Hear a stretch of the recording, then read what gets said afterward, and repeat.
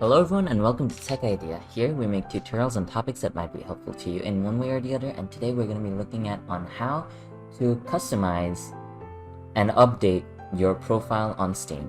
So first and foremost, you want to have the Steam app opened up. Once you have the Steam app opened up, you want to hover over your name. Once you hover over your name, you want to press on profile. Once you press on profile over here, it's going to have a nice step-by-step guide on how to set up your Steam profile. So let's do it with them, and you guys do it by while watching me. So I'm gonna press on this. Once I press on that, it's gonna ask me for my profile name. So our profile name is Tech Idea. I want to make it a bit nicer and representable. I'm not gonna put in my real. Actually, yeah, I'm gonna put in my real name. It's Tech Idea, and there's no custom URL.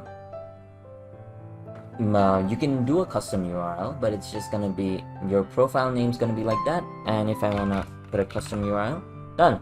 So if you guys wanna add me as a friend on Steam, it's steamcommunity.com/id/ideatech.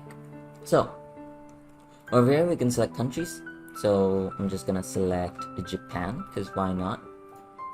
We're gonna select a state, and we're also gonna just go anywhere we want. It doesn't really matter. Even a city, doesn't really matter. Summary. So over here you can put in a summary. I made a spelling mistake. I need a tutorial for that. And you can hide your community awards on your profile, but it's not really necessary. And you can put in, well, you can put in emojis. Yay!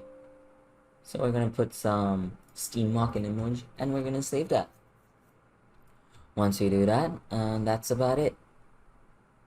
We just press save, and now if you go to our profile, we can see done. See, that's it. But you also wanna, put a profile picture and all that. I got you, don't worry. So you see profile background. You can buy profile background from Steam.